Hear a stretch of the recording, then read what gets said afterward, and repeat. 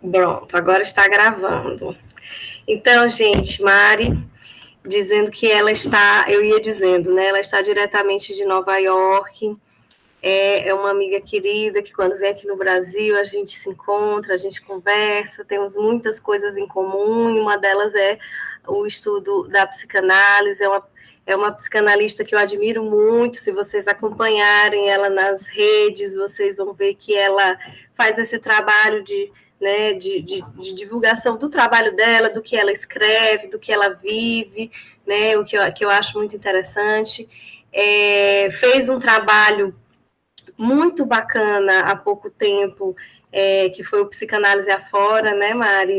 Esse projeto que foi muito legal, que é sobre psicanalistas brasileiros que atendem pelo mundo, iniciou com um podcast e culminou na produção de um livro da editora Blusher.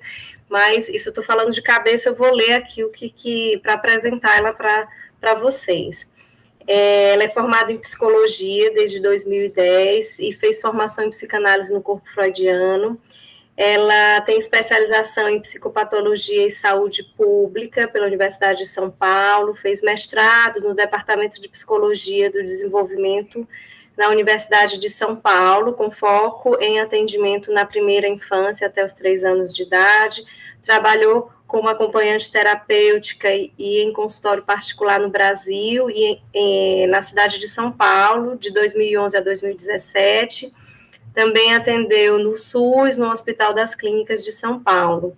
Em 2016, lançou, juntamente com colegas, um projeto escutatório que tinha o intuito de publicar textos e conteúdos em psicanálise, transmitindo de forma acessível, né? Esse projeto foi concluído em 2019. Em 2018, ela migrou para Nova York, e em 2021 organizou o livre podcast Psicanálise Afora, junto com a Eliana Bittencourt, que contou com um total de 18 autores que falaram de suas experiências como psicanalistas brasileiros em diversos países. Concluiu em maio de 2024 um mestrado em Mental Health Counseling no Manhattan University, em Nova York, nos Estados Unidos. Hoje ela se divide entre os atendimentos brasileiros no exterior e falantes de língua inglesa, né? Grupos de estudos, aula em pós-graduação e supervisão. Coordena também atualmente o Diálogos, que já teve algumas edições, né? E agora teve, né? Acho que 2, Mari. Agosto, setembro, outubro, 3. A gente teve 3 episódios da segunda temporada agora, do Diálogo. 3 episódios, né, diálogos. Ela conversa com autores de livros em psicanálise. Isso é muito interessante, tá tudo publicado no canal dela lá no YouTube. E eu acho que é mais ou menos isso, claro que é sempre um pouquinho, né, quando a gente vai falar do currículo, é muito menos do que ela é, vocês sabem disso, e ela vai contar aí um pouco para vocês. Mari, seja muito bem-vinda, nós te agradecemos. O GEP é o Grupo de Estudos e Pesquisa em Psicanálise e Educação. Estamos aí, além de estudar psicanálise, né, estamos também aí entrando nessa via da pesquisa e de trazer um pouco do que é a psicanálise em extensão, né, fora do setting analítico, para pensar o social, e eu acho que você tem muito a contribuir. A palavra é sua. Muito obrigada. Bom, oi Lia, oi grupo, bom dia. É realmente uma alegria para mim, assim, estar participando desse encontro de vocês, que, né, vocês já fazem esses encontros, não sei qual é a frequência, né, mas já tem um grupo aqui formado, então é muito bacana poder conhecer esse grupo, e falar de um tema que, assim, pensar, né, psicanálise, cultura, articular com educação, assim, é algo que me deixa sempre muito animada e eu gosto muito. Então, primeiro, obrigada de novo pelo convite. Eu acho que a minha proposta para hoje, na verdade, é assim, trazer algumas ideias, né? Não sei se vocês sabem, geralmente os psicanalistas gostam de trazer algumas ideias já, um texto, algo, para a gente não fugir muito do tema. E aí, se der também, eu vou tentar compartilhar a tela para trazer algumas citações, algumas coisas que podem enriquecer essa conversa de hoje. E eu queria perguntar a vocês, o grupo de vocês, são mais ou menos quantas pessoas? Todo mundo está aqui ou vocês fazem reuniões, são fechadas, são abertas? Só para eu entender um pouquinho que eu fiquei curiosa. Então, infelizmente, não estamos todos aqui, porque coincidiu com o início do semestre, fim de outubro foi o início do semestre aqui na UFMA, a gente veio de uma greve, né? E aí, como o semestre iniciou, muitas pessoas começaram a ter aulas em horários, porque a cada semestre, né, isso vai mudando de Sim. alguma forma. E aí a gente teve é isso que a gente estava repensando agora, antes, né, desse momento aqui, sobre o nosso horário de encontros, porque alguns não puderam estar presentes por causa disso. Até por isso também pediram muito que eu gravasse, né? Sim. Mas nós somos cerca de 10 pessoas, tá? Mas, assim, aqui estamos em 5, então, assim, temos mais ou menos a metade, tá? Que não pôde estar aqui junto. Tá. E o restante aqui, temos 9, os 4 são fora do grupo, só para eu saber um pouco a dinâmica aqui, quem é do grupo e mais quem ou não é. menos isso. Acho que alguém caiu agora, mas alguém caiu, acho que foi a Sebastiana que caiu. Mas estávamos em 10. Tá ótimo. Só para eu entender um pouco a dinâmica do grupo, quantas pessoas são, enfim, eu acho bacana pensar sobre isso, né? E quantas pessoas estão pensando o tema também.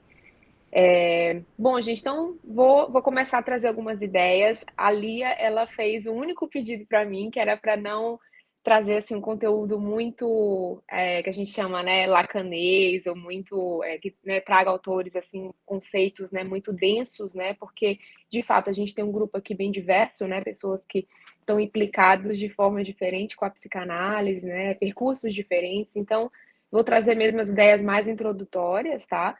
E se alguém já tiver, né, um conhecimento maior sobre a área, talvez fique um pouco repetitivo, mas é isso, assim, é para a gente conseguir dialogar, conversar sobre o tema, né? A gente vai até mais ou menos que horas, Lia? Só para eu me organizar aqui. Aí já são 10h20, Olha, né? a gente tem até meio-dia, mas você faz no tempo que achar que é possível. A gente pode também abrir um pouco Tá. para discussão, tá?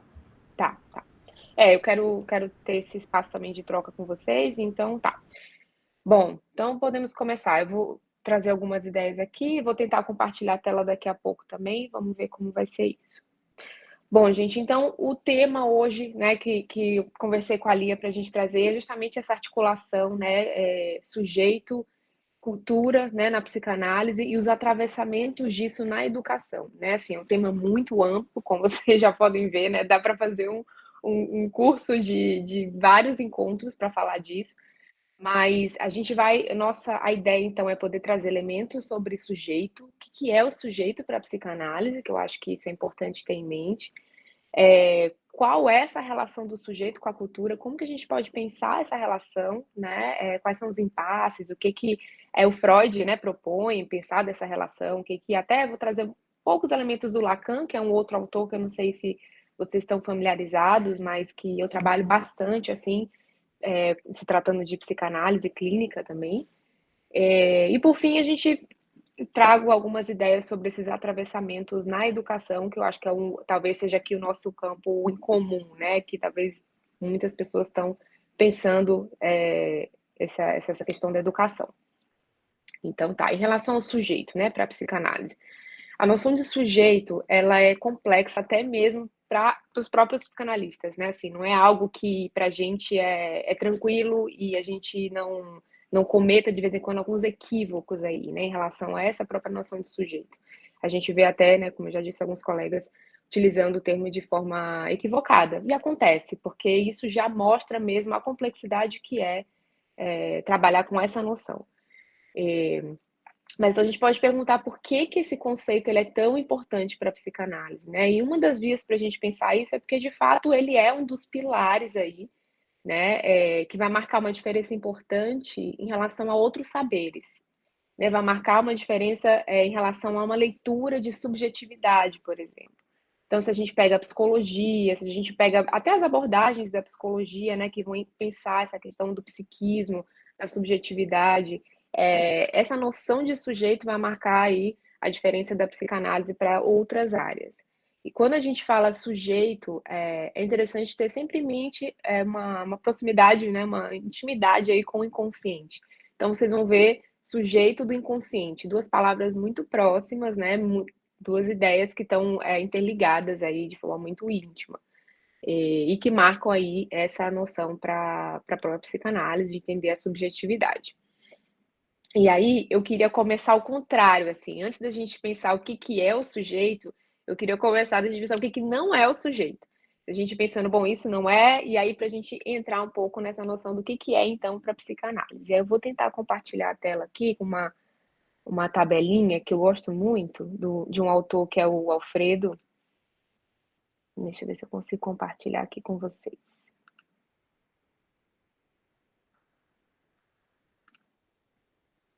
Bom, eu não consigo mais ver vocês. Vocês conseguem ver a tabela aqui? Sim. Tá dando para ver. Tá. É que eu não. Quando a gente compartilha a tela no Google Meet, eu perco vocês, né? Eu não consigo ver mais quem tá conseguindo ver ou não, mas tudo bem. Então, aqui a gente tem, né, o que não seria essa noção de sujeito, o que não é. Aí o Alfredo, ele traz, né, essa noção, esses três exemplos aqui para a gente pensar, né, o sujeito não é indivíduo, tá em espanhol porque eu não achei a tradução para português, então a gente tenta fazer aqui uma tradução aqui na hora, simultânea. Então, o sujeito não é indivíduo, né? Essa noção de indivíduo que é trabalhada principalmente pela biologia, né? Que diz aí do que ele vai chamar de DNA, de uma biologia individual, das impressões digitais, né? Ele traz um pouco essa noção de indivíduo, que para a psicanálise não tem relação com o sujeito. Pessoa, né? Também não faz parte dessa noção de sujeito para a psicanálise, né? E que está relacionada aí com uma que a gente pode chamar de história, né, e relacionado à disciplina que vai estudar, né, a pessoa, história e sociedade, né, esse campo está interessado em estudar essa noção de pessoa, e aí uma pessoa em determinado tempo cronológico e lugar geográfico, né, essa é a condição que ele coloca, a condição individual, né. E outra noção é cidadão. Cidadão também não é sujeito, né, pensando aí que implica as disciplinas, né, legais e políticas, né, está nesse campo legal, né. É até interessante pensar para quem, né, eu como imigrante, né, que estou fora do país e a gente está sempre às voltas com essa noção de cidadão, né, da legalidade, dos documentos, enfim. Então essa é uma noção muito próxima, né, e de cidadão, que tem a ver com documento de identidade, né, tudo isso que faz parte dessa condição individual. Então, Alfredo traz isso aqui já para começar a dizer o que não é sujeito, né, para a gente não ir confundindo. Às vezes a gente fala, o indivíduo, vamos pensar o indivíduo na psicanálise, talvez não seja um termo mais adequado para pensar isso que a gente está tentando descrever aí como sujeito. Passei aqui a tela, vocês conseguem ver ainda o que não é sujeito, analisante e eu. Tá dando para ver? Tá sim. Tá. Então, analisante também não é sujeito, tá? Para psicanálise, a gente vai usar um neologismo que chama falacer, né? Que tem a ver com essa noção de que a partir da fala, né? É que você constrói essa noção de analisante em análise. Então, não necessariamente o analisante é o sujeito, né? E eu. Aí, quem já estudou um pouco de psicanálise, né, e lembra, né, do que o Freud vai dizer de ego, superego, isso, e são conceitos importantes, né, pro Freud, depois pro Lacan. Aqui eu coloquei eu porque é uma outra tradução, né, mas é a mesma coisa de ego, né, se a gente for pensar. Então, o eu também não é sujeito, tá? E isso vai ser fundamental para a gente entender na psicanálise, então, o que é o sujeito, né? Aí eu vou colocar aqui uma citação do Freud, que eu acho que muitos de vocês já devem conhecer, né? O eu não é senhor em sua própria casa. Então, o que será que o Freud quer dizer para a gente, né? Já marcando começando essa marcação de diferença do eu e do sujeito, né? Para essa noção freudiana, para a noção também depois com Lacan, né? Então, uma forma da gente entender essa citação seria pensar, né, tem algo que está para além desse eu, né, que também opera em nós mesmos, né? Ou seja, o eu não é senhor, nós não somos senhores em nossa própria casa, dentro dessa dimensão de eu, né? O eu não corresponderia a uma totalidade do psiquismo, né? Apesar da gente viver numa certa ilusão disso, né? Assim, de que a gente compreende os nossos pensamentos, a nossa consciência, a gente tem um certo controle disso. Isso para o Freud e para o Lacan tem uma dimensão de ilusão nesse sentido, né?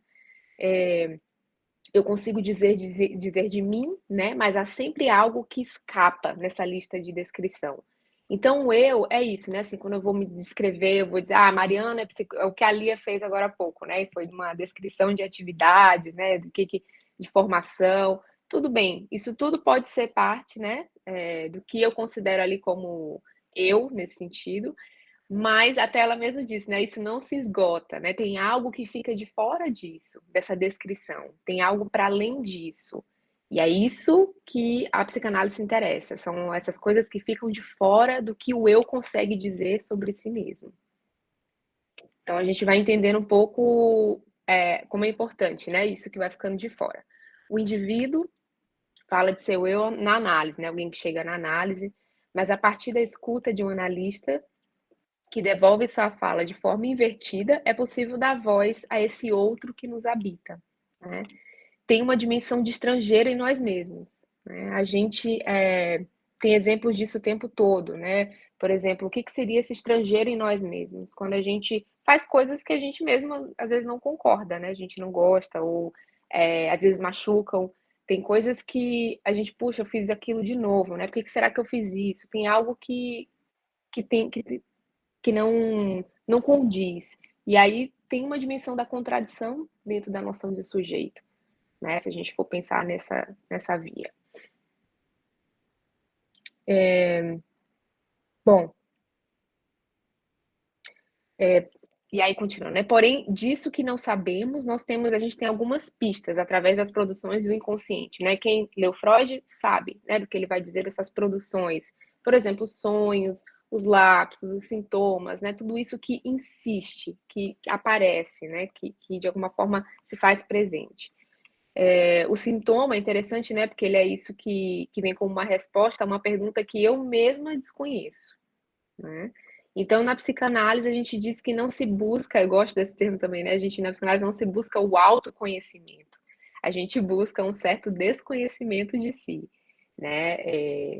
Por isso que é interessante pensar, né, do que é esse sujeito, do isso que escapa à noção de eu, né, e que tem mais a ver com o próprio desconhecimento do que esse autoconhecimento, né? A gente é comum ver, talvez hoje, né, a gente tem muitas disciplinas que trabalham você consegue, né, os coaches, a gente tem muitas áreas que vão trabalhando nesse fortalecimento do eu, né? Isso é uma leitura que a gente faz na psicanálise em relação a esses outros saberes que fortalecem isso, né? Você é isso, você consegue, você pode, isso, tudo isso tem uma ideia de fortalecimento desse eu. Isso vai na contramão do que a gente está tentando pensar como sujeito aqui. Então vai ficando claro, né, que a gente tem uma dimensão que é dessa que eu falo de mim, que é o que eu estou chamando de eu, né, que eu chego para analisar, isso aconteceu, eu sou assim e tal. E tem uma outra dimensão, né, que eu tenho algumas notícias apenas dessa outra dimensão, dessa outra ordem, vamos dizer assim. E isso que me dá notícias, de vez em quando, é da ordem do sujeito, né? E se trata do sujeito do inconsciente, que eu já falei, que tem essa articulação com o inconsciente. Portanto, quando a gente trabalha esse conceito, é preciso ter em mente que ele opera de um outro jeito, e muitas vezes é preciso de um outro analista, né, que consiga traduzir algo desse estrangeiro para mim, ou então até poder pontuar esse não saber sobre mim mesmo, né? Esse é um pouco da escuta do analista, né, de como isso vai operar, por exemplo, numa análise. E o Lacan vai dizer bastante sobre o eu, né? O Jacques Lacan, que é esse psicanalista francês, né, ele vai falar muito sobre o eu, aquilo de que falamos quando falamos de nós, não é o sujeito, isso é uma coisa que ele afirma. Esse eu é um eu do imaginário relativo ao termo imagem, ou seja, advém das relações imaginárias estabelecidas em nossos pares, que é, na verdade, um depositário imagético advindo essencialmente das nossas relações. Então, o eu está muito ligado a essa ideia de uma imagem, e de uma imagem que a gente acha que é completa sobre nós mesmos. Mesmo que no dia a dia a gente vá percebendo que tem algumas coisas que não batem com essa imagem, tem contradições, tem ambiguidades, e aí isso está relacionado à noção de sujeito, essa noção mais de contradição e ambiguidade. E aqui eu trago uma frase do Lacan que eu gosto muito, que é: o eu não é um sintoma privilegiado, é um sintoma humano por excelência, é a doença mental do homem. É forte isso, né? Se a gente for pensar, assim, como a gente está imerso aí nessa, de alguma maneira, nessa noção mais ilusória de quem somos, né? É, mas que faz parte da nossa subjetividade e a gente precisa lidar com isso. Também como a gente precisa lidar com isso que invade essa noção que a gente tem de seres, né, que entendo o que eu sou, que eu consigo dizer de quem eu sou, mas como a gente sabe, tem algo que escapa a isso. O sujeito, portanto, tem a ver com esse desconhecimento sistemático da realidade que nunca chega a ser eliminado, né, sendo uma configuração insuperável. Ele é constituído por uma falta, uma fenda que resulta do que chamamos operações lógicas a partir de cortes no tempo. Aí vou citar um autor que a Lia deve conhecer, que é o Lajonquier, que ele fala: o sujeito não tem origem, portanto não se desenvolve, mas pelo contrário, ele se constitui graças a duas operações lógicas, né? A gente tem a teoria do estádio do espelho. Quem for estudar Lacan, tiver interesse em entrar um pouco mais nisso, é super interessante pensar como ele pensa, como ele desenvolve essa ideia de formação do eu e do sujeito a partir do jogo dos espelhos. E o complexo de Édipo, com Freud, que é bastante conhecido, né? Que na cultura muita gente já ouviu falar, conhece e sabe como isso faz parte da própria operação subjetiva. E com Lacan, ele nomeia isso como nome metáfora paterna, não o nome do pai, mas como metáfora paterna. Dessa frase do Lajonquier, o que eu queria destacar para vocês, dentro de noção de sujeito para a psicanálise, é isso aqui que ele diz, né? O sujeito, ele não se desenvolve, né? E aí a gente marca uma posição muito, muito interessante aqui para fazer essa diferenciação com as outras áreas, né? Ou seja, se a gente pega a psicologia, a gente pode pensar em fases de desenvolvimento, né, do ser humano, etapa 1, etapa 2, fase 1, fase 2, ao desenvolvimento infantil, né? Tudo isso faz parte, até a pediatria, quando vai, né, também estudar a infância, trabalhar conceitos importantes do desenvolvimento na infância, por exemplo, tem essa noção de etapas e desenvolvimento, né? Mas para a psicanálise, a noção de sujeito, ele não é uma configuração linear, ele não é de uma configuração sucessiva de eventos. O sujeito, ele é constituído, como o próprio Lajonquier diz aqui, existe uma constituição dele, que é feita por cortes no tempo. E aí isso já diz muito, né? Não é de um evento após o outro, mas é um evento que acontece na vida e que ele faz uma marca, e a partir dessa marca a gente consegue dizer que tem o tempo 1 e o tempo 2. É uma lógica diferente de temporalidade, né? Mas que eu acho que é importante trazer aqui, mesmo assim de forma introdutória, mas para a gente entender então que. E aí já é uma diferença grande, né? De pensar o desenvolvimento humano, o indivíduo, né? Na infância, que passa por fases, né? Que vai se constituindo, fase motora, né? Que tem toda a da fala, tudo isso para uma outra noção, que é de uma temporalidade que é marcada através de cortes no tempo, e com esses cortes, acontecimentos na vida, por exemplo, da criança, é que a gente tem uma marcação de tempo, o tempo 1 e o tempo 2, a partir desses cortes. Deixa eu fechar aqui, que eu queria ver vocês um pouco. Bom, pensando um pouco essa noção de sujeito, isso faz sentido para vocês? Tem algo, se vocês já tinham ouvido falar, isso é familiar para vocês ou não? Queria só ouvir um pouquinho.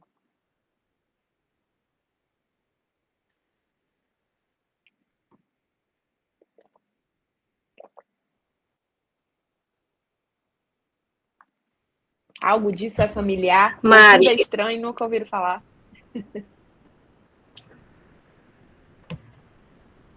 deixa eu ver se alguém se manifesta, mas eu ia dizer que eu acho muito interessante isso de pensar a questão da Constituição e do desenvolvimento, né? Porque quando a gente vai trabalhar na universidade, né, que é o âmbito aqui que a gente está, nas licenciaturas, né, na pedagogia, até na própria psicologia, né, fora licenciaturas, que a gente vai pensar a psicologia da educação, né, e aí a gente pega essa linha que é a linha do desenvolvimento, né, e muitas vezes a gente faz essa leitura do Freud como desenvolvimentista, né? No sentido enfim, do desenvolvimento da sexualidade, né? Aí pega lá as teorias da sexualidade, né? Enfim. E aí eu acho muito legal quando tu trouxeste essa citação do Leandro de La Jonquière, né? Quando ele fala que o sujeito ele não tem essa origem, né? Então por isso ele vai se constituir, né? Então no início é um corpo, né? Que está ali, né? E aquilo que é do sujeito vai aparecer, né? À medida que ele for entrando no laço ali com o outro. E acho que isso é uma marca bem importante para pensar o sujeito para a psicanálise, né? Eu acho que Carol colocou alguma coisa, né, Carol? Sim, não, eu só coloquei no chat. Tá. Porque eu acho que a forma que a Mariana explicou facilitou muito o entendimento. Porque até como professora, na disciplina de psicologia da educação, às vezes, quando a gente vai falar da psicologia do desenvolvimento, a gente cai nesse erro, né? Porque a gente vai apresentar a psicanálise junto com a epistemologia genética de Piaget, junto com os outros teóricos como Valon, Vygotsky, e a gente tende, muitas vezes, a colocar tudo, né, no mesmo balaio, quando, na verdade, as fundamentações filosóficas são bem distintas. Isso, Carolina. Elas estão partindo de pressupostos diferentes. Por isso que eu acho importante marcar isso, porque isso, para a gente entender a noção de sujeito, faz total diferença, essa noção de temporalidade. Né? Quando quem quiser aprofundar mais sobre o tema, pode pesquisar temporalidade, tempo lógico, tempo cronológico, e entender as diferenças disso na própria formação do sujeito ou constituição do sujeito. Né? Talvez, às vezes, de uma forma didática, a gente vê autores trabalhando assim, numa lógica mais desenvolvimentista, né? Como a gente vê o Freud, né? Tem as etapas, né, da sexualidade, tudo isso. Mas aí talvez seja uma leitura do Lacan em relação ao Freud, né? Acho que é importante marcar isso, né? O Lacan traz uma contribuição muito grande em relação a essa temporalidade lógica, que não é de etapas. Você conclui essa etapa, você passa para uma próxima etapa e no final a gente tem um sujeito completo. Não é isso. A gente tem essas marcações no tempo, a gente tem um corte que é feito, e a partir desse corte a gente tem a formação de dois tempos, tempo 1, tempo 2, e o sujeito se encontra aí, a partir desses cortes. Né? E o que são esses cortes? A gente pode pensar. São eventos na vida que marcam, né, o sujeito. A gente tem pensar ali o bebê, a criança, né, do que na relação com o outro, na relação com os pais, o que dessa relação vai criando marcas. Né? Um exemplo para a gente pensar disso que o Lacan vai chamando de cortes no tempo. E aí um corte é a partir desse corte que a gente tem o tempo 1 e o tempo 2. E não, tempo 1 acontece um monte de coisa, tempo 2, tempo 3, sucessivamente. Então, ótimo, para a gente ir entendendo, então, como a lógica do sujeito é diferente nesse âmbito da psicanálise.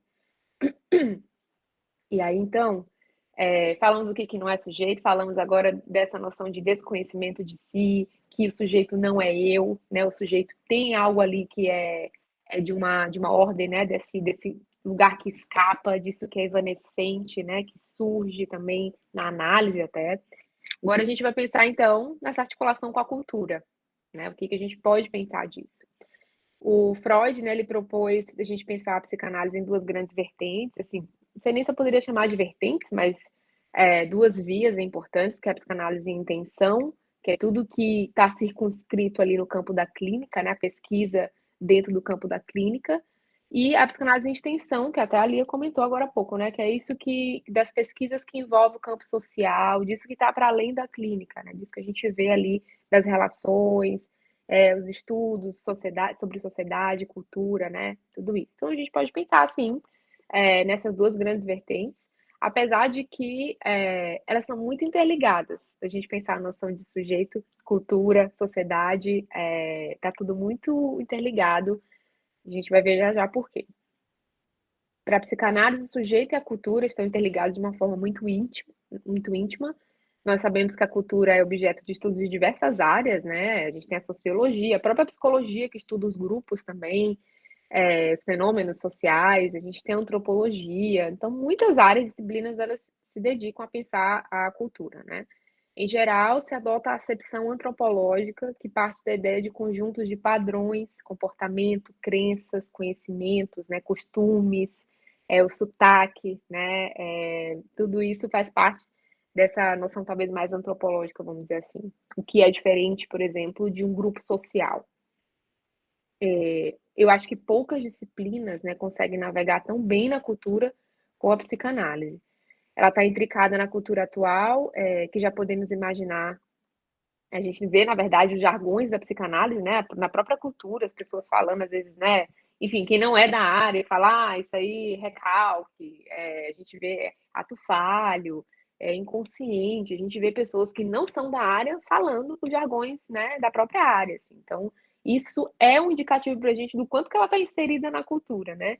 E, claro, isso em países acontece de forma diferente. No Brasil, a gente vê isso bastante. Na Argentina, é muito comum você pega um táxi e ele vai falar de psicanálise com você, assim, tá muito, muito presente na cultura ali no dia a dia da sociedade. Aqui nos Estados Unidos, não é uma disciplina que está inserida, né, nesse âmbito cultural. A gente, na verdade, já teve há um tempo atrás, alguns anos atrás, aí, umas décadas, né, talvez nos anos 60, 70, foi o ápice da psicanálise aqui nos Estados Unidos e que estava, de fato, na cultura. A gente viu os filmes, Woody Allen, diretores, sempre trazendo elementos da psicanálise para esse aspecto da arte, né, dos filmes, da literatura, mas isso não é a realidade hoje, isso mudou muito e a gente sabe que aqui nos Estados Unidos a gente tem uma predominância aí maior de disciplinas voltadas para o discurso científico, no sentido, né, da ciência baseada em evidências, e aí para eles a psicanálise estaria talvez mais ligada às artes, esse lado mais quase místico, você pode dizer assim, do que esse discurso científico, o que é super problemático, mas é como a cultura que desse país vê isso, né? E aí, Freud trabalhou muito, né, para que esse diálogo com a cultura acontecesse, né, com a sociedade. Ele se interessava por literatura, por arte, ganhou até um prêmio de literatura também. Mas o contrário também aconteceu, né? Os artistas, eles também se interessaram pela psicanálise, se interessam até hoje, né? Existe uma influência aí assumida, né, dos conceitos psicanalíticos por movimentos artísticos, como o surrealismo, né, nas artes plásticas, no cinema. Salvador Dalí, por exemplo, né, uma figura que se interessou muito pela psicanálise, André Breton, Luiz Buñuel e outros. No Brasil, a gente teve modernismo, né, pensando também essas relações e conceitos psicanalíticos, né? Mas Freud também se interessou pelo aspecto do fracasso na cultura, né? Tem essa outra dimensão que eu acho que é importante, que a gente vê na obra do Freud, né? Ele desenvolveu alguns trabalhos sobre a guerra, sobre luto, sobre o mal-estar, né? No final das contas, a gente está falando sobre o mal-estar na cultura. Algumas pessoas vão acusar o Freud de ser pessimista, né? Aqui, às vezes, o pessoal fala que Freud é pessimista, que vê as coisas, o lado ruim da vida, vê, né?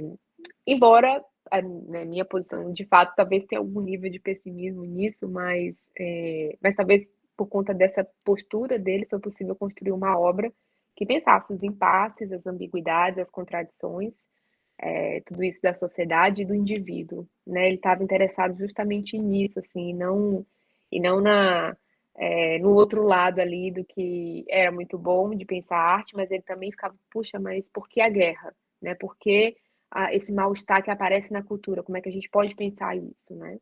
Pensar essas questões é importante, e foi o que ele fez. Eu destaquei para vocês aqui, deixa eu colocar alguns textos, quem tiver interesse em buscar mais sobre o tema na relação com a cultura.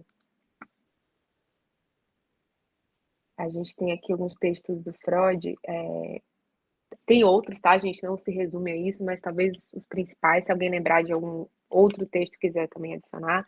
Totem Tabu, que é um texto de 1913, mas além do princípio do prazer, né, 1920 ali mais ou menos. Psicologia das Massas e Análise do Eu, 1921 foi publicado. Futuro de uma Ilusão, 1927. E O Mal-Estar na Cultura, né, que foi publicado em 1930. São textos aí que eu destacaria, tá? Quem quiser aprofundar mais no tema, pensar essas relações de sujeito e a própria cultura. E aí, vou colocar para vocês aqui uma citação. Deixa eu abrir aqui.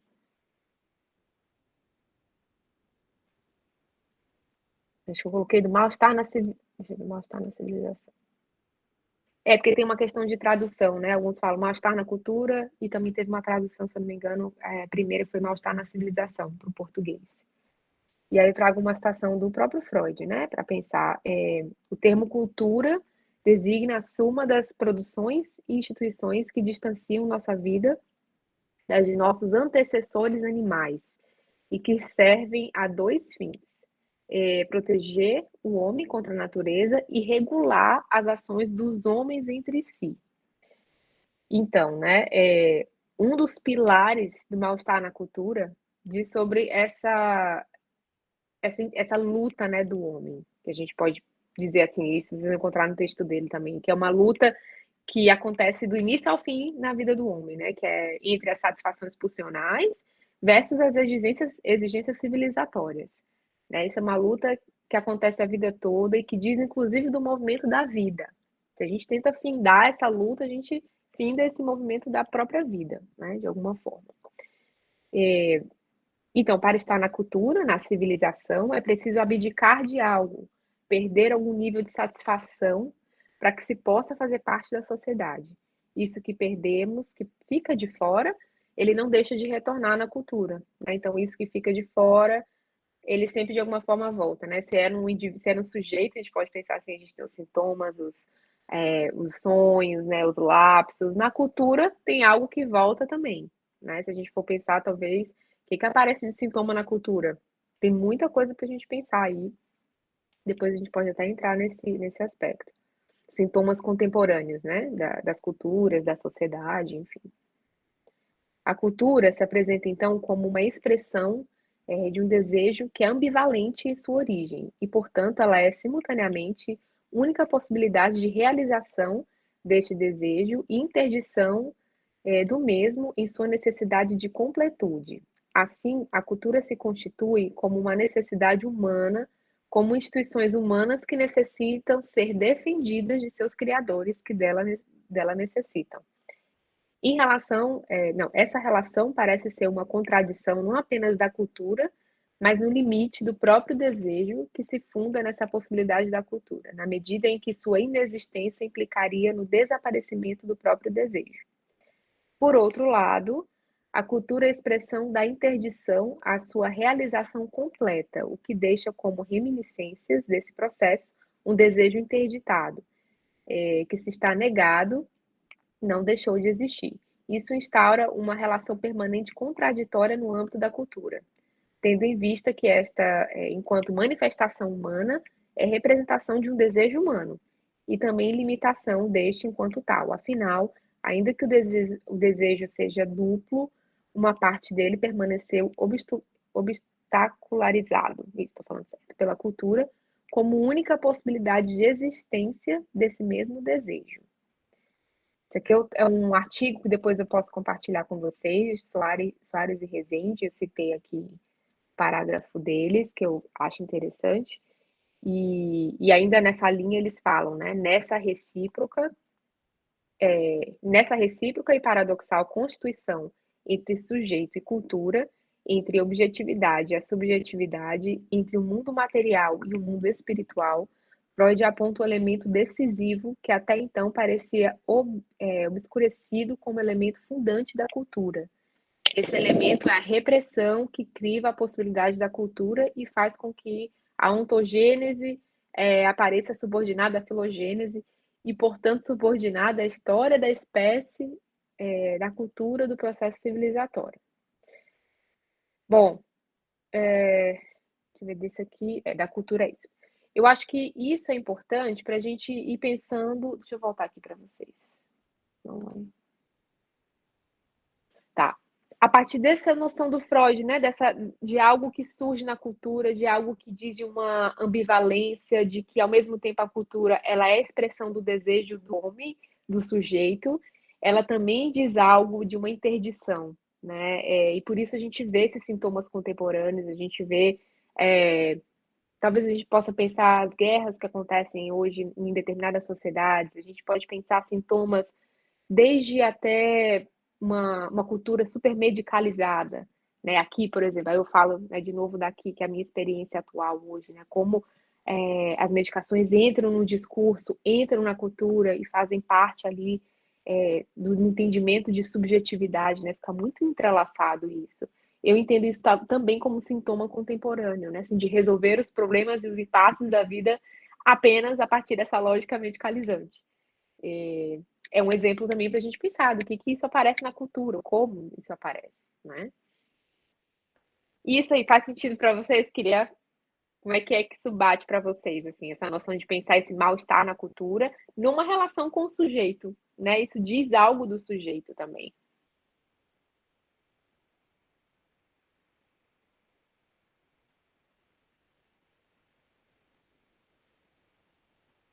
Fiquem à vontade para fazer algum comentário, ou enfim, é só para a gente ver como está indo, e aí a gente entra no nosso próximo texto, que é Psicologia das Massas, que também é um texto importante, que vai pensar essa noção dos fenômenos sociais e essa articulação com o sujeito também.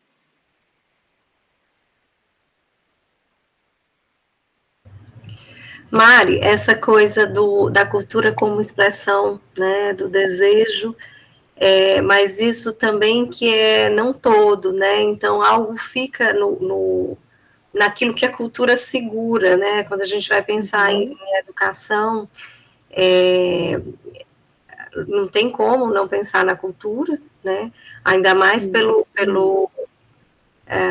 ponto de vista da psicanálise, quando a gente vai pensar nisso que é a repressão da pulsão, né? Isso que precisa segurar para poder a cultura acontecer. Mas eu achei interessante pensar nesse viés do desejo, porque ao mesmo tempo em que a cultura vai ser a expressão daquilo que movimenta, né, que nos movimenta, ela também vai ser a demonstração de que fica um resto, né? Digamos assim, o desejo ele vai se expressar, mas nunca todo, né? Ele vai poder aparecer ali como alguma expressão, mas nunca todo. Então sempre vai ficar isso que é esse resto, e aí nessa perspectiva que o Freud vai falar do mal-estar, né? Que não tem como não se haver com algum mal-estar, uma vez que a cultura faz esse movimento, né? A gente está dentro, não são coisas separadas, mas o sujeito e a cultura são uma coisa entrelaçada, né? E eu gosto muito dessa leitura, né? Porque é disso, né? Ao mesmo tempo que a gente põe alguma coisa que constrói essa cultura, isso também gera um efeito em nós, que é o que, enfim, nos mantém na própria cultura. Né? Exato.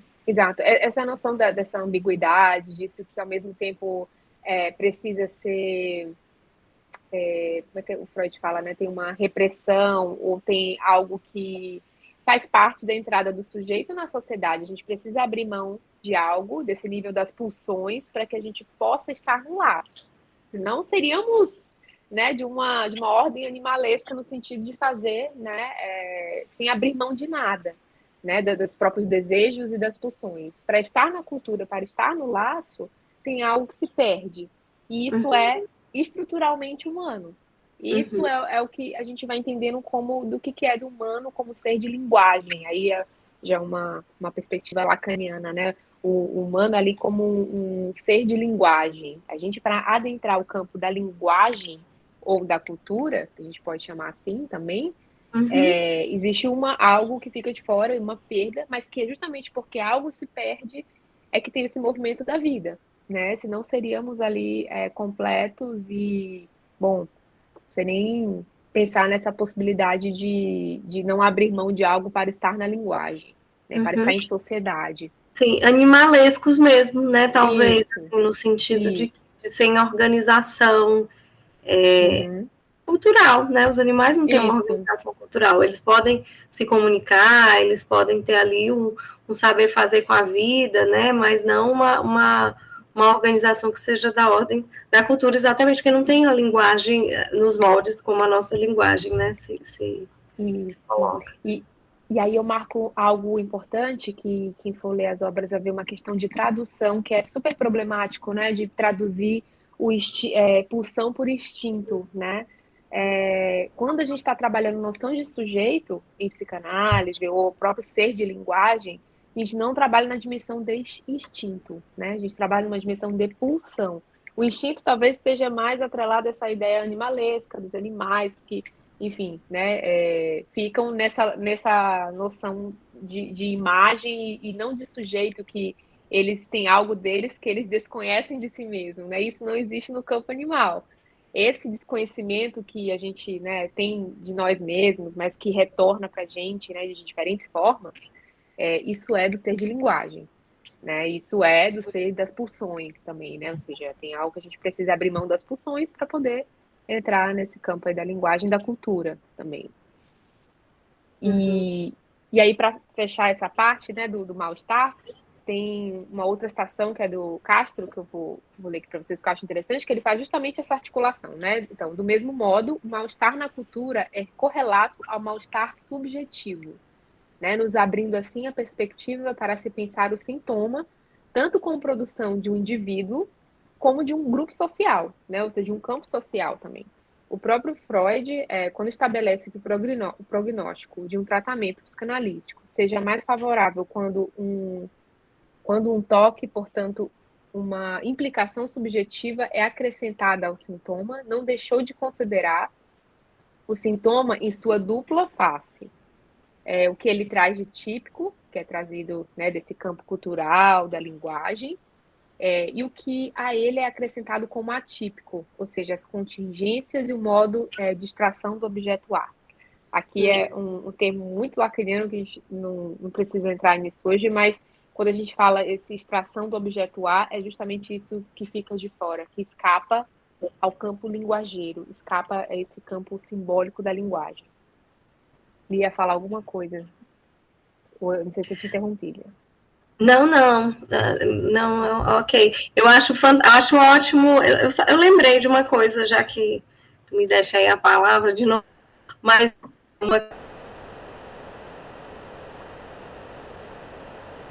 né, marcar. Travou um pouquinho, mas acho que voltou agora. Voltou, né?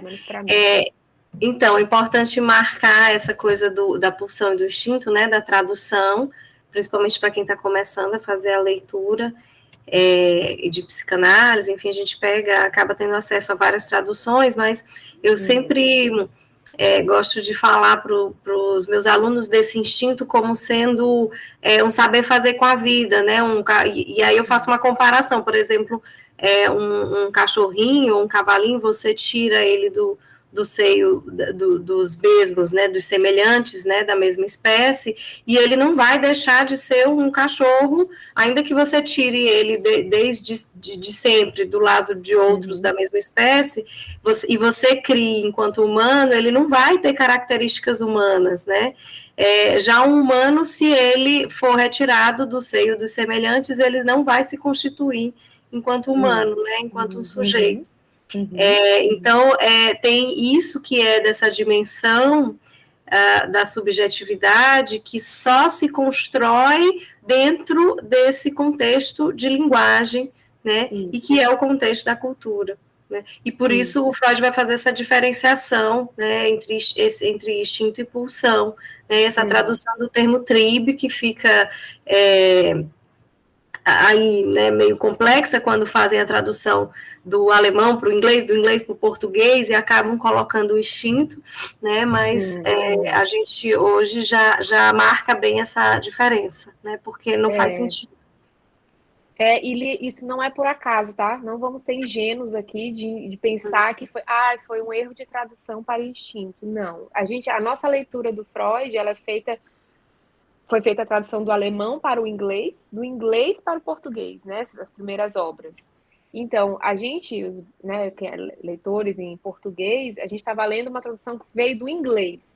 Quando a obra do Freud vem para cá, o que acontece? O James Stretch, que foi ele que fez a tradução, achou que seria muito mais interessante o termo instinto do que pulsão, porque o instinto traz esse aspecto biológico, né? Ou seja, eles estavam tentando trazer a psicanálise para um campo mais biológico. Lembra da tabelinha que eu coloquei lá no início? O biológico tem a ver com o quê? Com o indivíduo.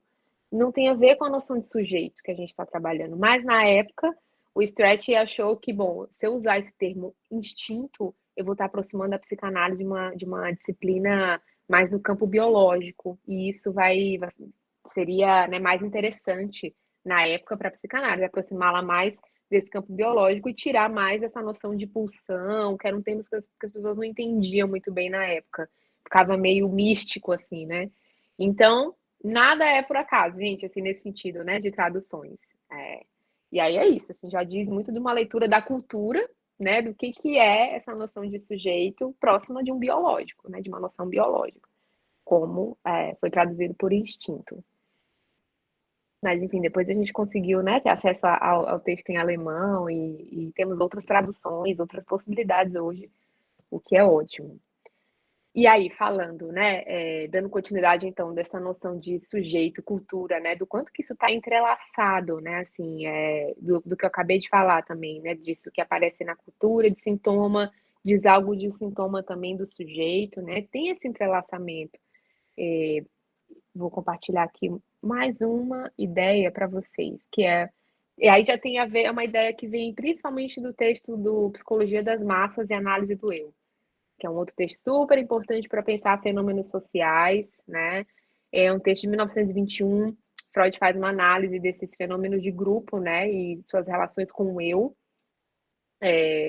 Essa análise, né, a gente tem, nessa análise desse texto dele, principalmente, tem um elemento importante, que é o da identificação e de uma idealização também com o líder, né? Então, tem algo ali que essa massa, ela se identifica com aquele líder, perdendo algo de um traço próprio, né, do próprio desejo, assim. É impressionante esse movimento até de alienação, uma alienação subjetiva nesses fenômenos grupais. Então, Freud estava às voltas em 1921 com isso, né, assim, pensa o que opera nesses grupos.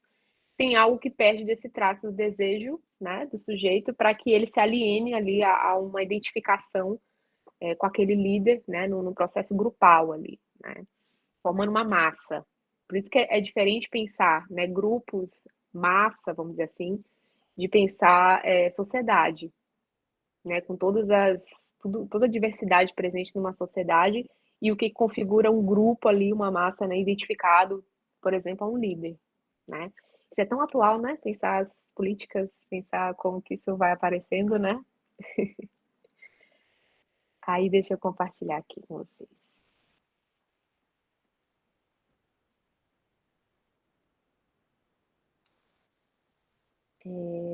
Estamos aqui. Tá aqui, Psicologia das Massas. Ainda esse autor, citando Castro, ele indica, né, um pressuposto a partir desse texto, né, que é o sujeito do coletivo nada mais é que o sujeito do particular. Ele está tentando, né, mostrar esse entrelaçamento, né, dos dois.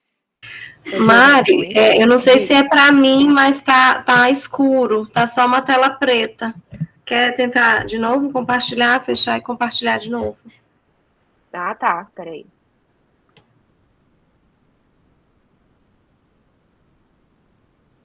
Vamos ver aqui se vai.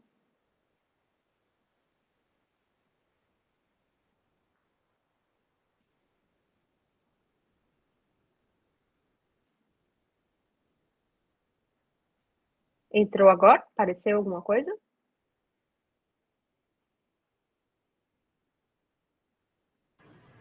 De novo tá preto. Por que será?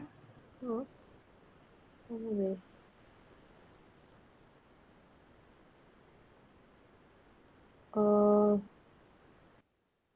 Tentar mais uma vez aqui, gente. Peraí.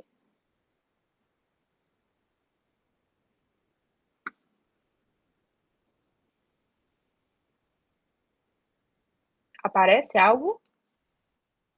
Agora sim. Agora sim. Tá. É estranho. Eu agora fiz diferente para ver se mudava, se a gente tinha um efeito diferente. Bom, então, eu estava dizendo aqui, vocês estão vendo, na imagem e psicologia das massas, tem essa citação do Castro, que eu acho interessante, que é o sujeito do coletivo, nada mais é que o sujeito do particular, de novo, né? Pensando nessa articulação entre as dois campos, né? Que é da ordem do social, do campo desse outro, da cultura, mas também diz algo do sujeito também. Esse pressuposto aponta para uma relação íntima, né, entre sujeito e coletivo, campo social. Lacan vai inserir o sujeito, citando Lacan, que é um autor que é importante para pensar essas noções de proximidade, né, de dentro e fora. Ele vai inserir o sujeito no que a gente chama de banda de Moebius.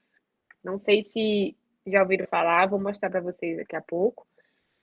Como ele vai usar, né, a banda de Moebius, isso já nos estudos de Lacan, ele recorre a outras áreas do saber para poder ajudar a gente a pensar a noção de sujeito. E uma dessas áreas de saber é a topologia, tá? Então, a banda de Moebius é uma figura topológica que ajuda muito a gente a pensar noções de inconsciente, sujeito, né? Então, ele usa esse recurso, né, para quebrar antigas dicotomias, por exemplo, dentro e fora, interior, exterior, né? O sujeito ele está dentro, assim, essa noção de dentro e fora, essas dicotomias, né? Que ele vai tentando quebrar essa ideia e não é bem assim, né? Até essa noção de inconsciente que está dentro do indivíduo, escondido, aquela metáfora do iceberg, né? Que o inconsciente é aquilo que está lá nas profundezas. O Lacan vai chegar, bom, tem algo ali que está muito mais entrelaçado e que não tem essa dicotomia que a gente vem trabalhando, né, de dentro e fora, interior, exterior, do que é a nível de sujeito.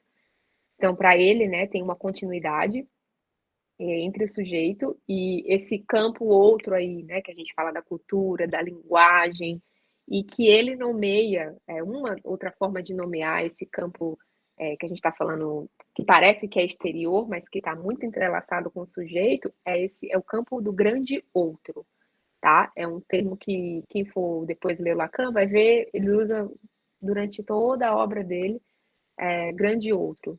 De alguma forma, esse grande outro é justamente esse campo outro, que pode ser campo da linguagem, a gente pode também dizer como campo da cultura, daqui a pouco eu trago uns exemplos sobre isso. Ou seja, na composição do sujeito, entram os recursos desse grande outro, né? Como esse campo aí também da linguagem e a forma singular de extração do objeto A, essa questão de extração do objeto A eu vou deixar aqui para não atrapalhar tanto a gente. Mas tem, então, algo dessa relação do sujeito com esse grande outro, com esse que é esse outro campo, né, que não é tão fora assim da gente, que na verdade tem um entrelaçamento muito maior do que a gente imagina. E aí, a minha ideia, isso aqui, gente, era um GIF de uma banda de Moebius, mas o GIF, por ser em formato PDF, ele não funciona. Deixa eu ver se eu consigo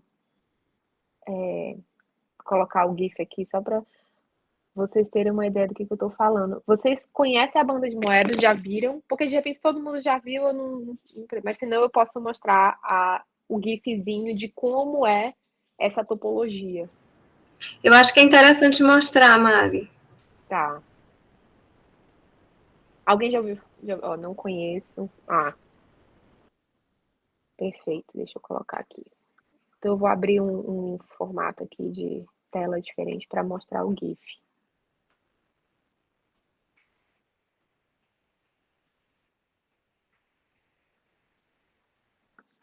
Vamos ver se assim vai.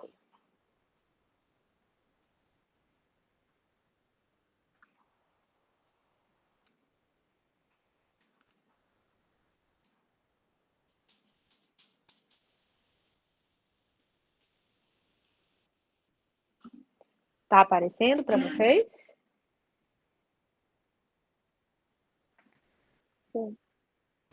Tá aparecendo.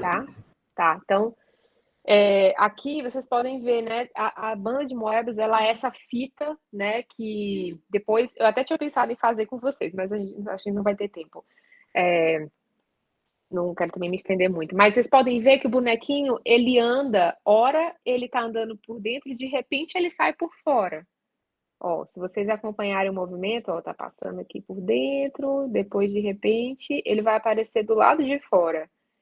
É uma figura muito interessante para pensar como dentro e fora, na verdade, eles estão interligados, né? Tem algo ali de que, bom, não tem algo interior e exterior, né? Essa figura, ela mostra isso pra gente, então, principalmente nessa relação do sujeito com esse campo outro, né? Que a gente vai chamando de grande outro, de linguagem, enfim.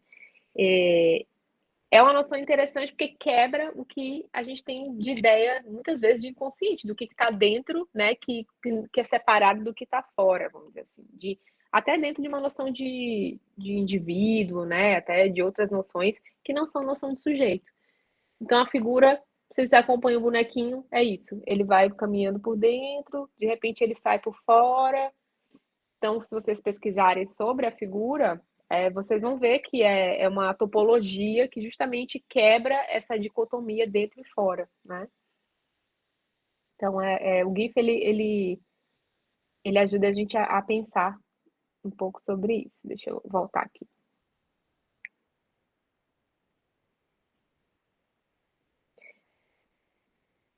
Então, a noção de sujeito,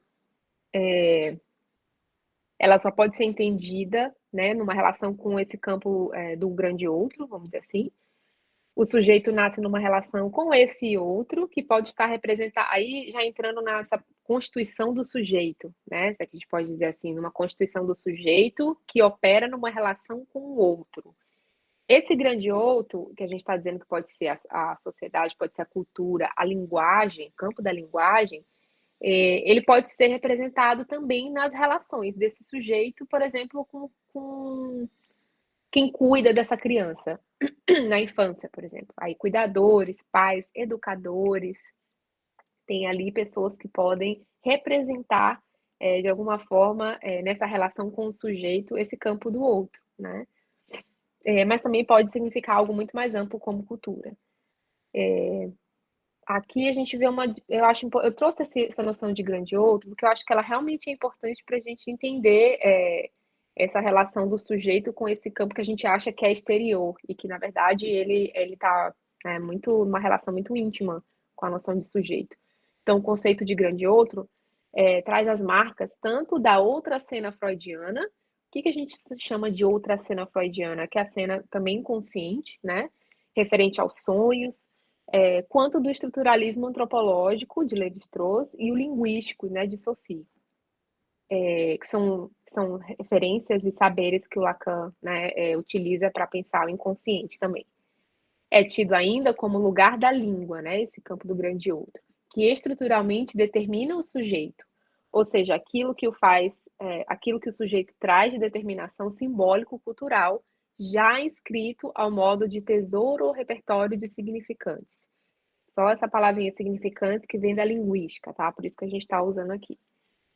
Aí a gente entra até na questão da família, né? A família é, portanto, o lugar onde ocorrem os contatos primordiais com o grande outro, sendo por isso mesmo um ponto de articulação possível do sujeito com a cultura, né?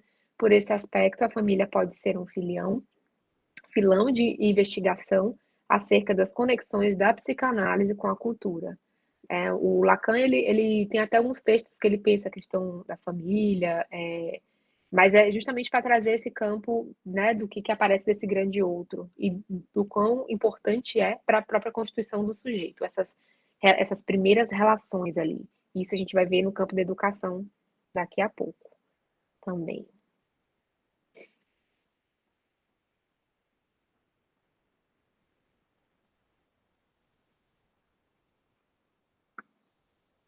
Antes da gente entrar na educação, né? Eu gosto de fazer essas pausas para ver como que está indo para vocês. Como a gente é um grupo muito diverso, né? De ver como está vindo para vocês esses conceitos, né? Às vezes vocês estão vendo pela primeira vez. Por exemplo, a banda de Moebius. Fez sentido a banda de Moebius, essa topologia que não tem nem dentro nem fora e que ajuda a gente a pensar essa relação do sujeito com a cultura?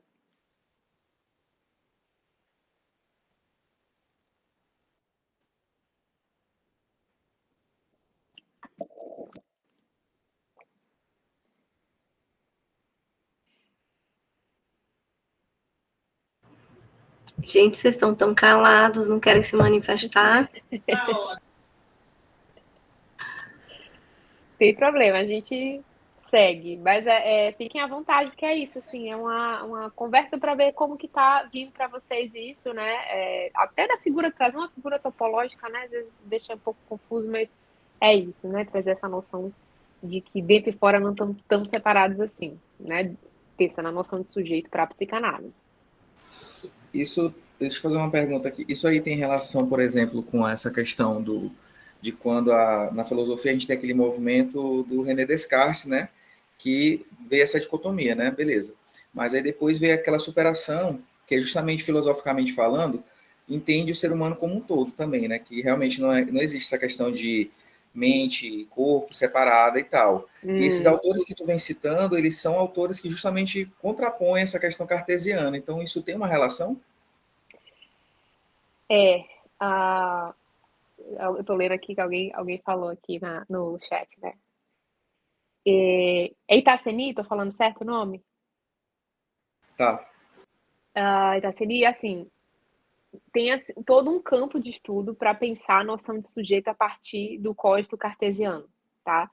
Eu não vou conseguir entrar nisso aqui hoje, porque tem uma relação muito, muito interessante para pensar como o sujeito da psicanálise ele surge justamente do penso logo existo, né? Se a gente pensar o código cartesiano, do que dessa lógica cartesiana que fica de fora, que é o que interessa a psicanálise dentro da noção de sujeito. Então, de fato, tem essa noção de oposição, né, de que você está dizendo, então são vertentes diferentes, a gente pensar esse sujeito cartesiano e pensar o sujeito da psicanálise. Sim, concordo com você. Mas elas também estão entrelaçadas porque tem algo nesse eu penso, logo existo, eu penso, logo sou. Dentro disso, Lacan vai trabalhar que tem algo que fica de fora dessa frase do Lacan que vai interessar a psicanálise, que interessa essa noção de sujeito.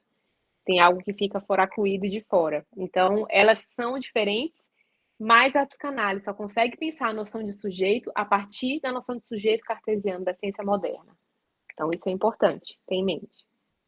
E aí, quem quiser aprofundar, eu não vou entrar nesse, porque é todo um estudo filosófico super importante, mas só para vocês terem noção que tem, sim. Eu até agradeço a pergunta, porque é super interessante. Eu adoro pensar essas questões filosóficas também.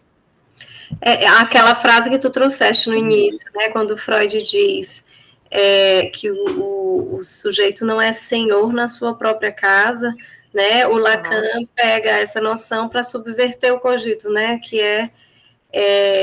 penso onde não sou, né, existe sujeito também onde não se é.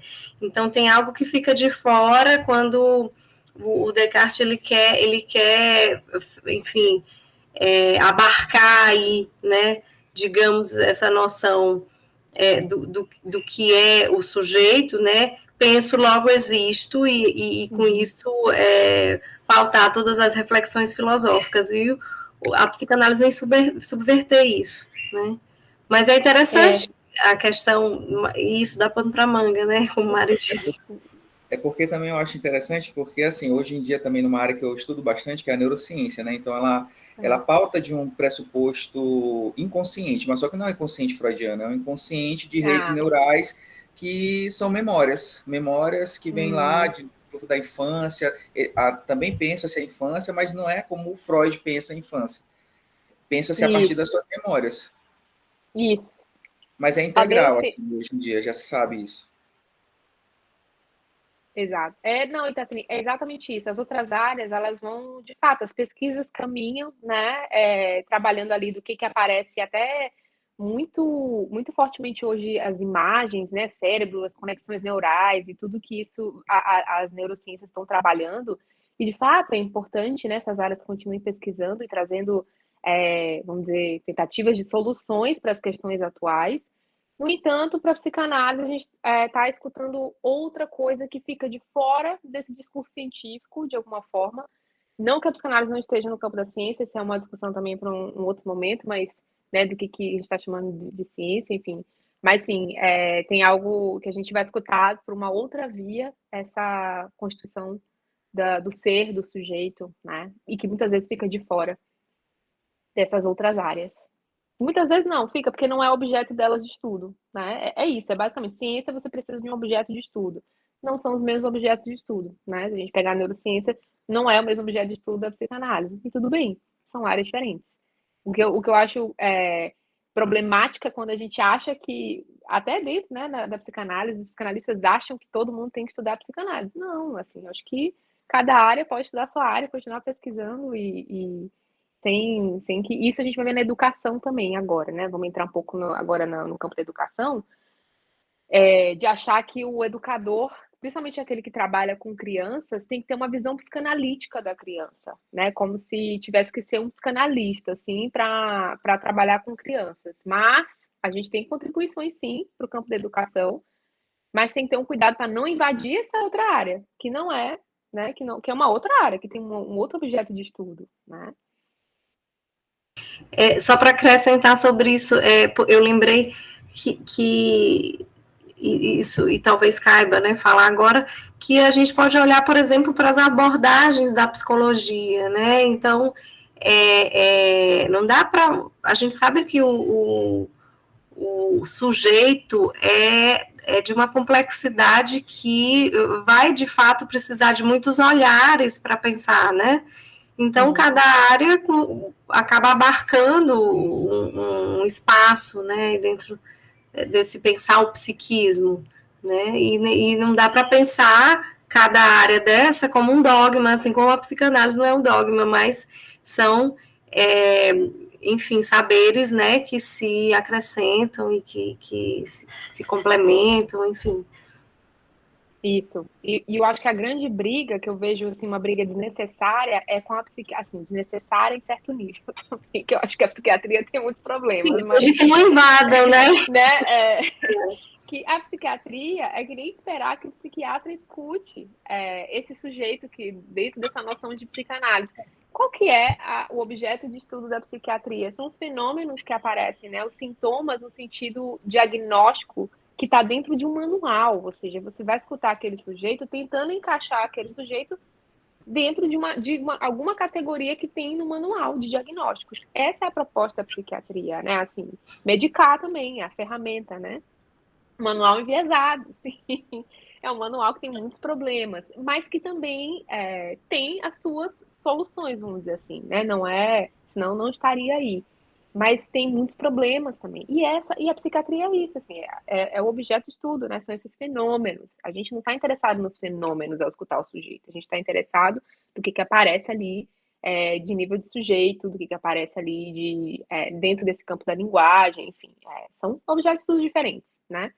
E o psiquiatra vai medicar, né? É uma outra via também, uma outra proposta. E não estou dizendo que está errado, é certo, são áreas diferentes, com todos os seus problemas, né? E aí entramos, então, no campo da educação. A minha pergunta para essa última parte, né, da nossa conversa, desse momento, é qual que seria a relevância, né, também da gente pensar essa noção de sujeito, que eu venho trabalhando com vocês aqui, para os outros campos, por exemplo, o campo da educação. A noção de sujeito, né, que a gente tá vendo aqui nessa perspectiva, ela permite que outros campos, de alguma forma, eles estejam advertidos de uma dimensão do que eu chamo, né, eu e outros autores, e a próprio Lacan, Freud, de uma dimensão de fracasso. que é estrutural e faz parte da experiência humana, né? Do homem como ser de linguagem. Essa dimensão do fracasso estrutural, né? Ela é diferente de um fracasso que paralisa, né? Eu coloquei aqui um fracasso que paralisa, que inviabiliza o movimento, né? Por isso é importante a gente, quando fala de fracasso, né, dentro dessa noção de psicanálise de sujeito e pensar como essa relação se dá, né, poder incluir essa dimensão de fracasso e não negar. Então, essa dimensão estrutural é importante para a gente pensar, inclusive, o campo da educação, né, do que aparece de um fracasso na própria transmissão de um conteúdo. Né? Eu estou aqui, por exemplo, hoje, passando um conteúdo para vocês, nada me dá garantia de que vocês vão sair daqui agora eu entendi tudo de sujeito de psicanálise. Não, aqui é uma tentativa que eu faço em torno de uma possibilidade de fracasso, mas que não me paralisa, nem paralisa vocês. A ideia é que vocês possam gerar um movimento. Não, eu não sei se eu entendi, mas eu quero ler mais sobre isso. Isso gera um movimento, né? Então, é diferente de uma impotência, né? Tentar entender Hegel. Pode ser, né? Ou tentar entender Lacan para algumas pessoas também. Isso não paralisa, né? Não é nessa dimensão de paralisia e de impotência que a gente não consegue se movimentar.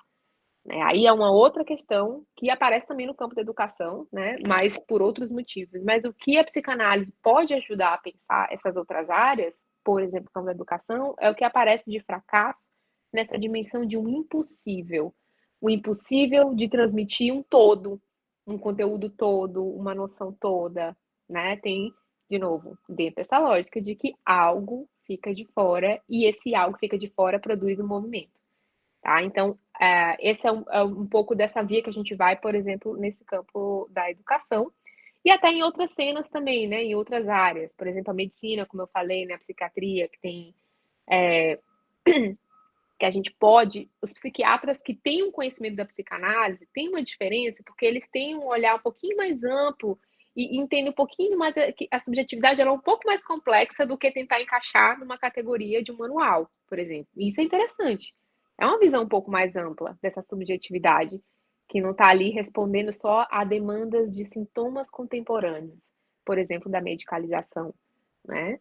E aí eles não ficam presos nessa armadilha, né, assim, desses sintomas contemporâneos. A demanda atual, por exemplo, né, por soluções rápidas, colocam em risco essa dimensão do que há de particular do sujeito, né? E aí eu vou compartilhar o último slide aqui com vocês.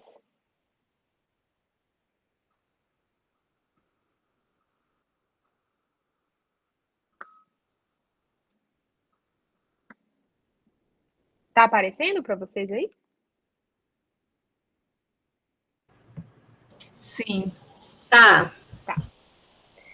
Aí, aqui, então, a gente pode pensar, vamos lá, alguns eixos de pesquisa dentro do campo da educação, tá? Eu só dividi em dois grandes eixos, mas isso não é unânime, tem outras, a gente pode pensar em outras formas, outros eixos de pesquisa, mas eu gosto muito dessa divisão, assim, para pensar vias, né, de pesquisa, enfim, dentro do campo, nessa articulação psicanálise e educação. Então, a gente pode considerar a educação infantil, que é desde a entrada na creche, aqueles bebês que chegam na creche lá para ficar com os educadores, que para alguns autores essa educação infantil, não é educação infantil, mas a primeira infância, vamos dizer assim, vai até os 3 anos de idade.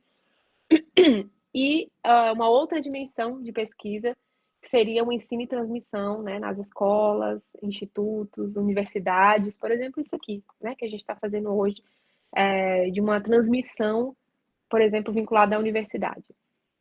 Então, eu gosto de fazer essa diferenciação porque a gente tem muitas pesquisas dentro de cada área, né?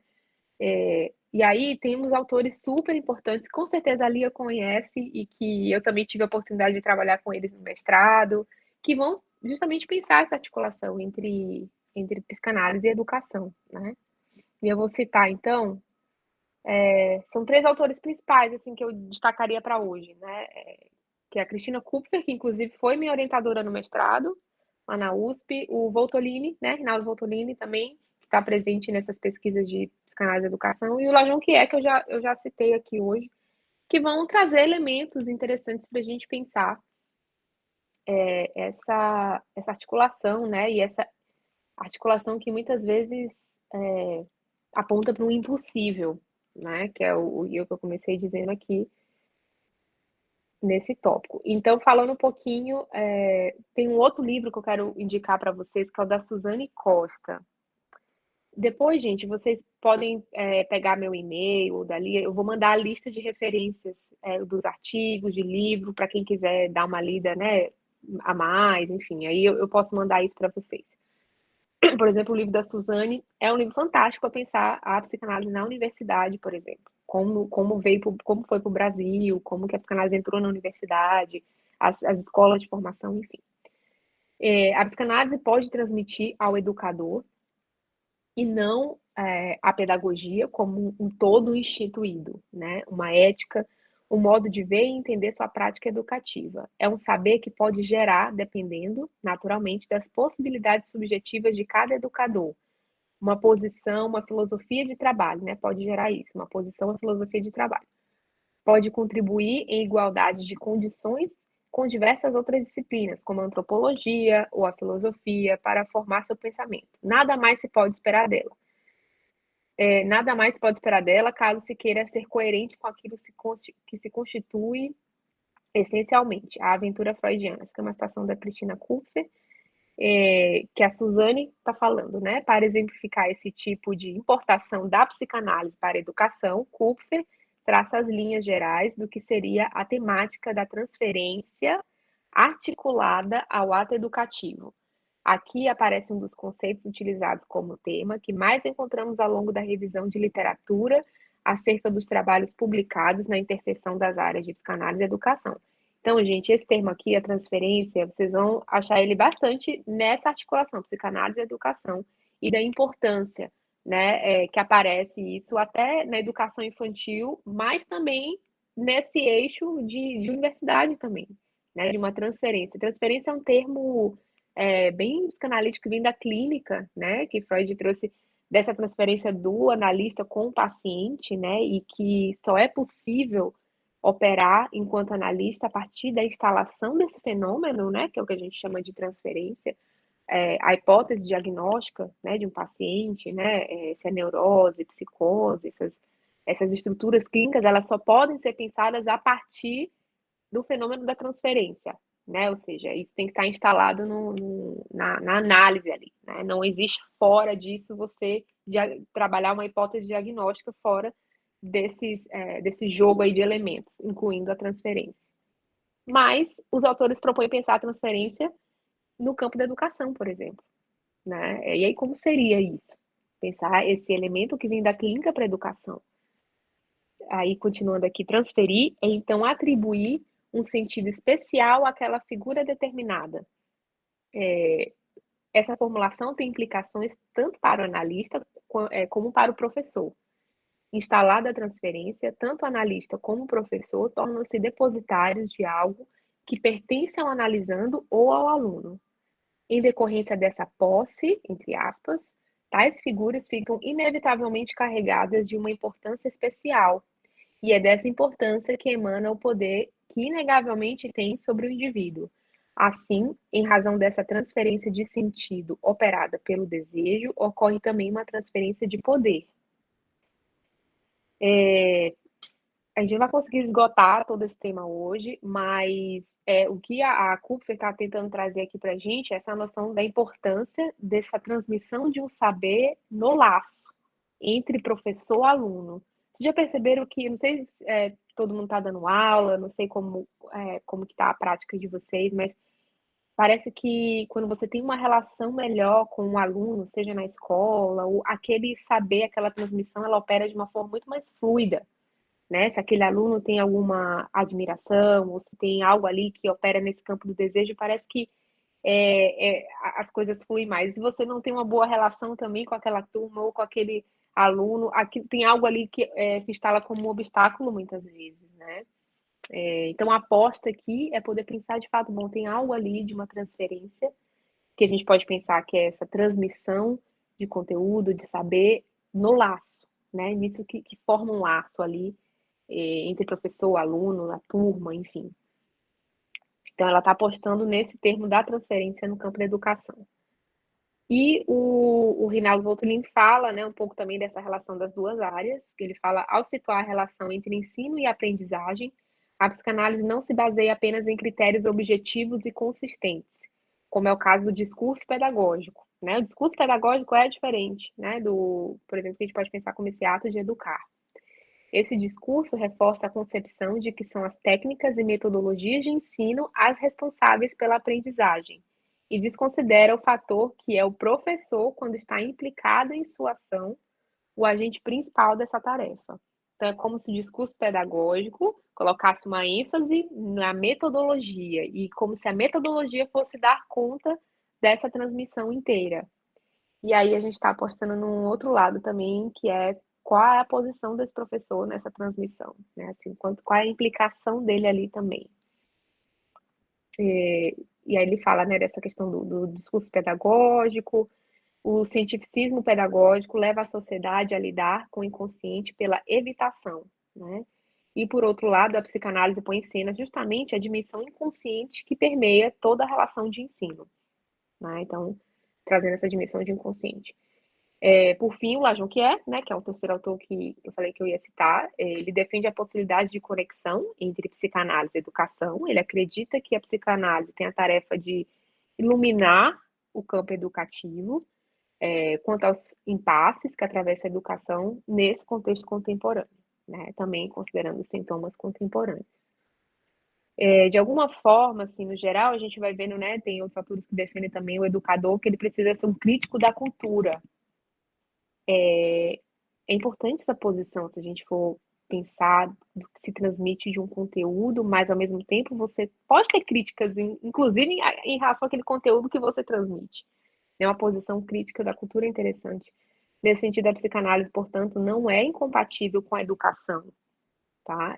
Não existe uma incompatibilidade ali, mas tem uma incompatibilidade com as doutrinas pedagógicas, o que é diferente, que é essas metodologias, né? Isso que tenta dar conta dessa transmissão só a partir dessas metodologias, deixando de fora o que a gente está falando desse inconsciente, né? Disso que da transferência, disso que da implicação do professor.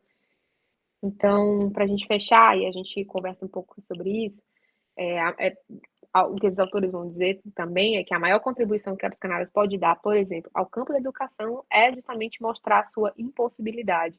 Isso não são esses autores que estão falando disso, tá? Isso Freud já falou lá em 1917, se não me engano, num texto que ele fala que a educação, né, junto com as profissões, né, os ofícios, são 3 que lidam com esse impossível. A gente tem o governar, né, numa relação da política, a gente tem o educar, no campo da educação, e a gente tem o analisar, né, se a gente pensar essa noção da análise para a psicanálise, né? Então, são ofícios, não exatamente profissões, é um termo do Freud, são ofícios que lidam com esse impossível o tempo inteiro, né? Tem algo ali que escapa a esse ato, a essa prática, e que por isso mesmo é importante que a gente crie esse movimento, né? De não isso não deixa de fazer com que as pessoas não queiram continuar educando, e é por isso mesmo que a gente continua se educando, porque tem algo que escapa e a gente precisa continuar nessa tentativa, né? Bom, vou fechar essa parte da educação e queria ouvir vocês também, assim, se algo tocou, algo, né, como é que soa isso para vocês? Mari, queria te agradecer demais. Eu acho que eu estava pensando aqui como é bom a gente ouvir pessoas de fora, né, para poder dar essa outra forma de circular a coisa, né? Porque às vezes eu tenho um pouco essa sensação de que a gente acaba se repetindo, enfim, mas quando a gente abre para ouvir outras formas de falar, né, sobre pontos caros à nossa discussão, eu acho que é maravilhoso, e foi muito bom, né, pensar esse percurso aí do sujeito à educação, né, passando pela cultura, e acho que disso, dessa relação com a educação, que tu entras pela via disso que o Freud conta, né, que é o impossível, né, mas esse impossível da nossa relação com o mundo, né, que sempre gera esse resto, mas que estruturalmente é nesse impossível que a gente se sustenta para que o movimento permaneça, né? Não considerando o impossível como impotência, como tu falaste. Mas isso dessa relação ter a ver com uma não evitação do inconsciente, né? Eu acho que, foi uma citação do Rinaldo que tu trouxeste, quando ele fala disso, né, da não evitação, porque a pedagogia o discurso pedagógico acaba se construindo nessa evitação, né? Vamos evitar aquilo que foge do racional, né? Foge daquilo que é palpável, daquilo que não dá certo, daquilo que não funciona, porque a pedagogia é mesmo prescritiva, né? Então, como fazer para ensinar melhor é a pergunta da pedagogia. E aí a gente, quando vai pensar a educação a partir da psicanálise, e aí o nome da relação do campo, né, que é psicanálise e educação, não é psicanálise e pedagogia, porque existe essa incompatibilidade, como tu colocaste, né, que é disso, da evitação, né. O Rinaldo, ele vai dizer num outro texto que a pedagogia, a psicanálise, a psicanálise e a pedagogia, elas se relacionam, né,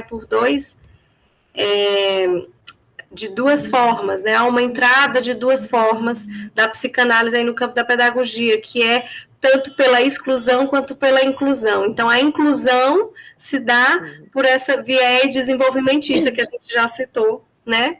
E a exclusão se dá no sentido de que não existe uma psicanálise pedagógica, né? Não dá para a gente achar que, inclusive, isso é um cuidado também sempre para o analista, para o lado do analista, para que ele não se coloque nessa posição do mestre, que seria a posição do professor, né, de ensinar. Não o psicanalista não está no lugar de ensinar. Por isso, a relação entre esses dois campos é muito da ordem de uma relação de interpelação, né, de interpelar. É um campo questionando o outro, mas não colonizando o outro. Não é que se vai poder dizer, né, como fazer melhor, né, a partir disso.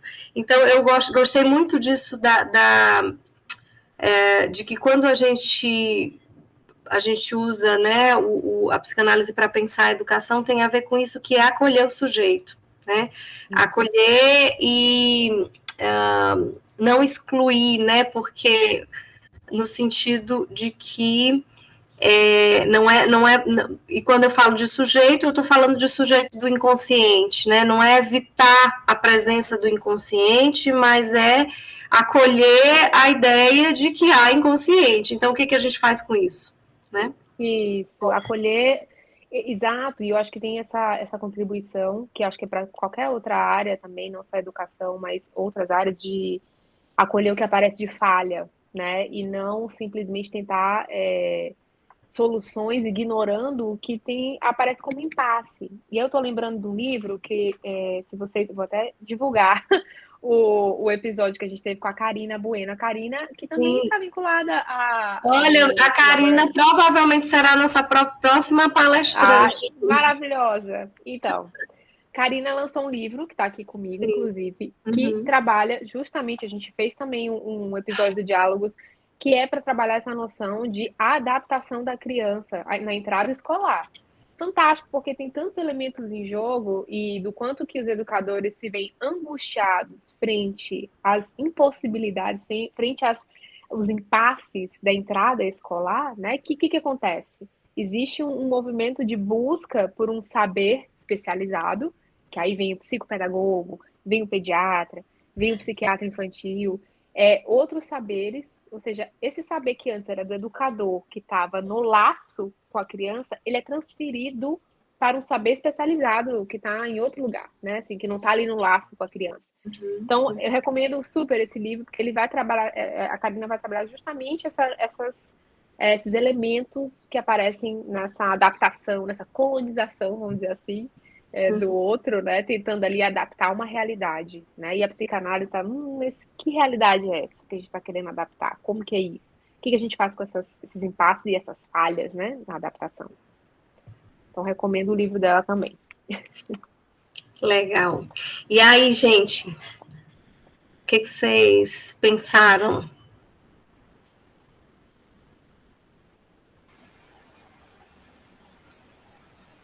O povo está calado. Pois é. Olha, eu a partir do que eu estava ouvindo e vendo, eu dei aqui uma varridinha aqui em alguns artigos que achei interessante, assim, a base epistemológica, por exemplo, da psicanálise. Eu achei interessante o artigo, eu até botei aí, que o autor fala, são dois, um doutor e um doutorando, ele fala assim, analisando uma posição epistemológica auto-atribuída por alguns psicanalistas e nomeados como teoria da singularidade epistemológica absoluta da psicanálise. Ela consiste na ideia de que a psicanálise não é espécie de nenhum gênero, não é ciência, não é filosofia, não é arte, etc. Aí eu achei interessante, assim, que corrobora com isso que a gente está conversando aqui, né? Você falou, não é arte? Só repete aí a última parte? Não é o que ele fala? Não é Não arte, não é espécie de nenhum gênero, não é ciência, não é filosofia, não é arte e etc. Que os autores eles colocam dessa forma. Né? Tá. Aí já abrimos outra discussão sobre o que é ciência. Na verdade, quais são os parâmetros que a gente está levando em conta para pensar a dimensão da ciência, que é tudo muito amplo, né? Hoje em dia tende-se a considerar que a ciência ela é pautada apenas nos estudos baseado em evidências e tem outros termos, mas eu vou indicar um outro livro para quem quiser pensar essa relação psicanálise e ciência, que é do Paulo Beer, Sofrimento e Verdade, Produção de Sintomas, se eu não me engano esse é o título, mas vocês podem botar aqui no chat, que amplia, gente, essa discussão para pensar, aí eu discordo dos autores, né, de dizer que a psicanálise não é ciência, porque a gente precisa entender qual os parâmetros que eles estão se baseando para dizer que não é, né? E aí eu recomendo o livro do Paulo Beer, vou colocar aqui para vocês, quem quiser se interessar pelo tema, acho que é válido, vou colocar o nome dele, e a gente tem um episódio também com ele no Diálogos, é o primeiro episódio, que a gente fala sobre esse livro dele numa relação de psicanálise e ciência. Então, fica aqui a minha sugestão para entrar nesse tema que é, assim, espinhoso, mas é muito válido. E tem o do Dunker também, né, Mariana? Ciência é pouca bobagem, né? Isso entrou em discussão no ano passado, eu acho, né? Então, pois é, eu também não li ainda, mas desenvolve um pouco disso, né? Em resposta àquela história lá da biomédica que disse que psicanálise não é ciência, em um livro, enfim, né? Mas é sempre isso, talvez eu acho que de um esforço, o Freud lá no tempo dele fez esse esforço de dizer, né, de trazer a psicanálise para a cena, né, científica, mas a questão primeira é como a Mari coloca, né, o que é ciência, né? Quais parâmetros você está pautado para pensar a ciência? A gente tem a ciência é um campo super amplo, né? Até alguns autores falam das ciências conjecturais para pensar a psicanálise, enfim. Então, tem bastante coisa aí para pensar. E também até que ponto a gente fica até que ponto a gente fica numa necessidade de encaixar isso que é na ciência, assim, enfim, que é a psicanálise, nisso que chamam de ciência, como resposta a essa nossa cultura em que a ciência é o saber válido, né? Isso.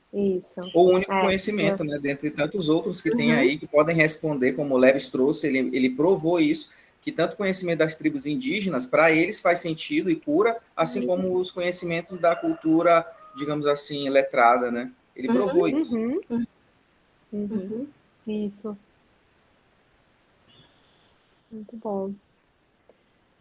Mais algum comentário, dúvidas? Estamos finalizando também, não quero pegar muito mais o tempo de vocês. Aí já vai dar meio-dia, certo? Aqui vai dar 10. São 10 para as 12, que aí são 10 para as 10, né? 10 para 10. E aí, gente, aproveitem, temos 10 minutos. Mas também, tudo bem, acho que fica um conteúdo para vocês, quem se interessar, né? Depois eu passo para a Lia, ou vocês podem, deixa eu deixar no e-mail aqui, que aí, quem quiser, eu passo alguma listinha de referências também, por e-mail, sobre as que eu utilizei hoje aqui, pelo menos. Uhum. Mari, se tu quiseres também colocar o teu Instagram, porque tem muito conteúdo lá, inclusive, né? Ou no teu YouTube, né? Que tem Isso. diálogos, né? Isso, tá tudo no meu nome mesmo, Marena.ancone, é o Instagram que tem o que eu divulgo lá de conteúdo, e o YouTube é mesmo, também tá tudo no meu nome. Uhum. Vocês conseguem achar fácil lá. E meu e-mail, né? Estou à disposição, dúvidas, quem quiser pensar mais o tema, a gente vai pensando outras formas aí de continuar conversando, dialogando. Tem alguém levantou a mão. Foi, assim.